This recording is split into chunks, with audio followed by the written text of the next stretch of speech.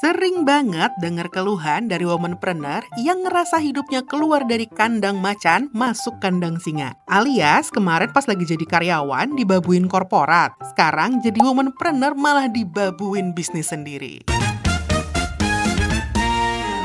Hai womanpreneurs, tenang. Coach Sebi juga nggak tega lihat kamu menderita kok. Dan kamu nggak sendiri loh. Coach Sebi juga pernah ngalamin hal yang sama dulu waktu masih jadi newbie womanpreneur. Coach akan kasih tahu cara murah tapi jitu buat bikin kamu punya work-life balance yang kamu impikan sewaktu dulu ngegrundel dibabuin korporat.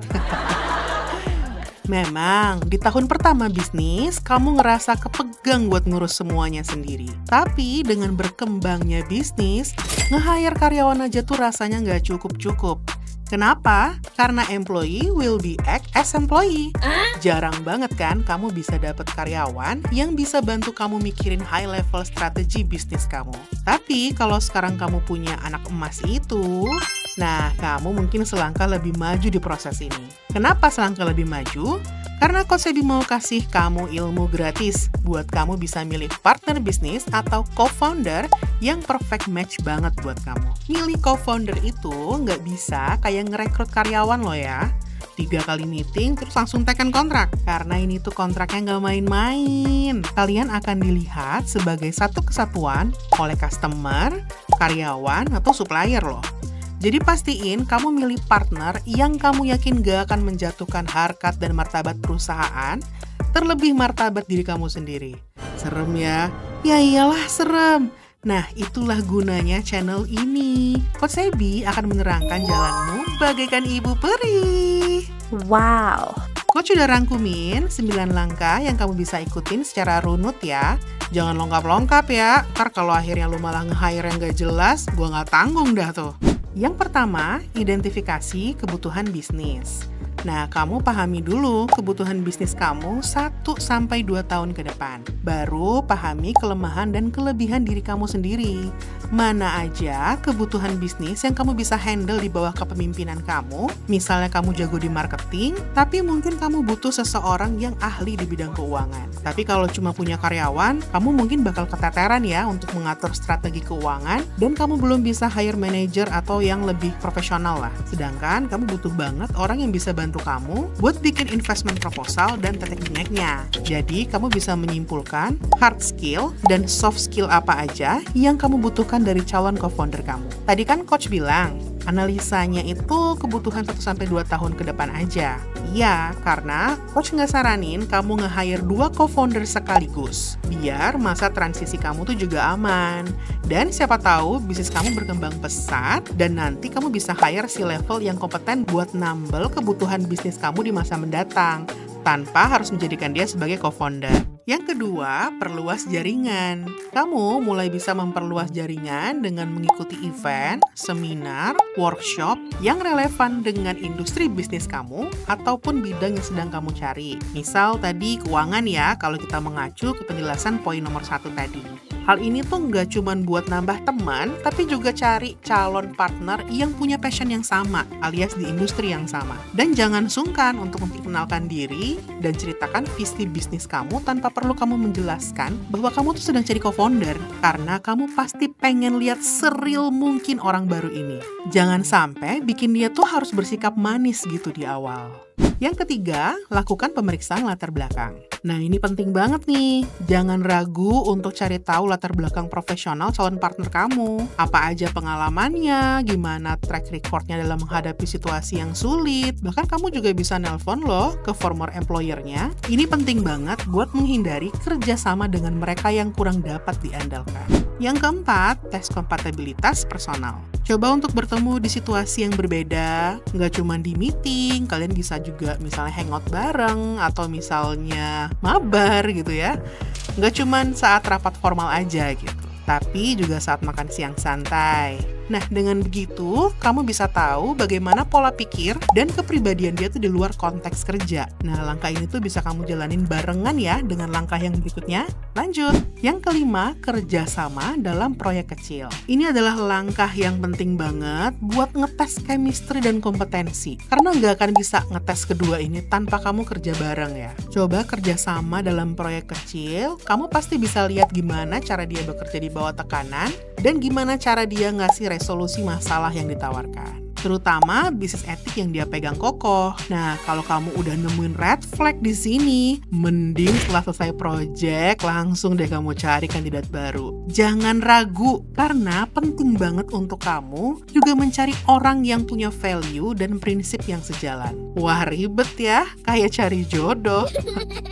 Iya emang, kalau mau langgeng ya emang harus sabar ya.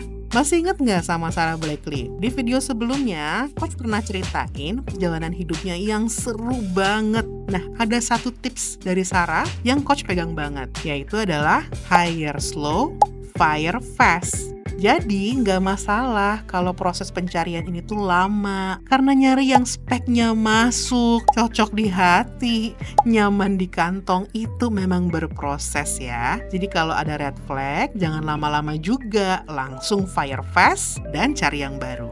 Dan jangan kecil hati ya kalau gagal di awal, semangat kaum perintis. Langkah ke-6, diskusiin visi dan tujuan. Pastiin kalian tuh punya ambisi dan tujuan akhir yang sama. Nah, kalian harus duduk bareng nih, diskusiin visi jangka panjang bisnis itu seperti apa. Apakah sama-sama ingin berkembang hingga internasional, atau cukup dengan dominasi pasar lokal aja? Yang penting adalah terbuka mengenai definisi sukses masing-masing. Karena kalian harus saling kompromi nih di sini. Ada yang definisi suksesnya tenar, ada yang kaya raya sampai mentok, ada yang family time, atau apalah. Beda-beda yang pasti. Nah, penting banget kalian harus tahu ini dari awal, biar kalian bisa figure out gimana caranya bisa memenuhi kesuksesan itu dari ladang yang sama, tapi nggak saling nyakitin.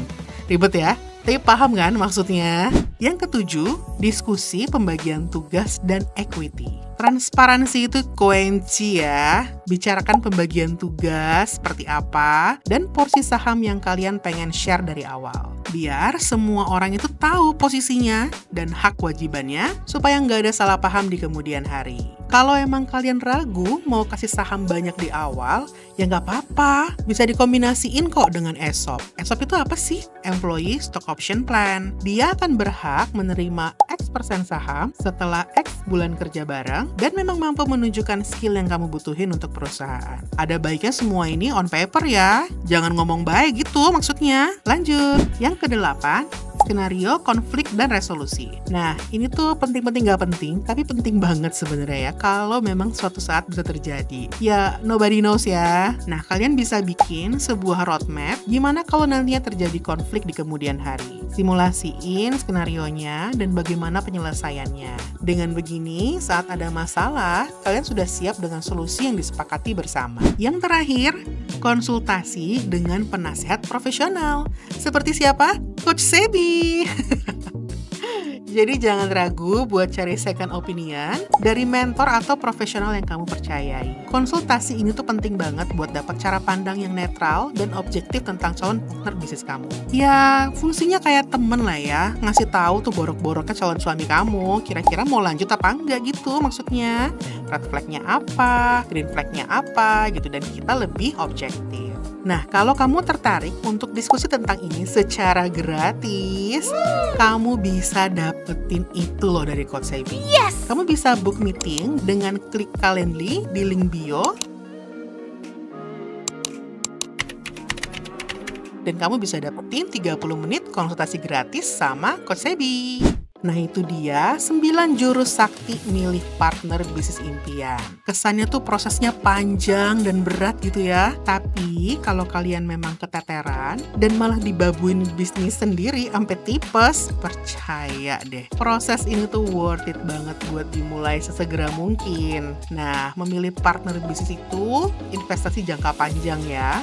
Jadi kalian pastiin kalian punya pondasi yang kuat sejak awal. Jadi biar bisa tumbuh bersamanya tuh aman, tentram, damai gitu ya. Oke. Dan jangan lupa, semua keputusan itu harus jelas ya dan disepakati bersama. Insya Allah, bisnis kamu bisa tumbuh dan bisa bawa kebaikan buat banyak orang ya. Amin. Buat yang punya pengalaman kerjasama dengan partner, ceritain dong di komentar. Coach Sebi juga pengen tahu pengalaman kalian seperti apa. Jangan lupa buat subscribe dan share video ini ke womanpreneur lainnya. Bye! Tetap semangat, masa depan telah menanti. Tetap semangat, tetap semangat, tetap semangat.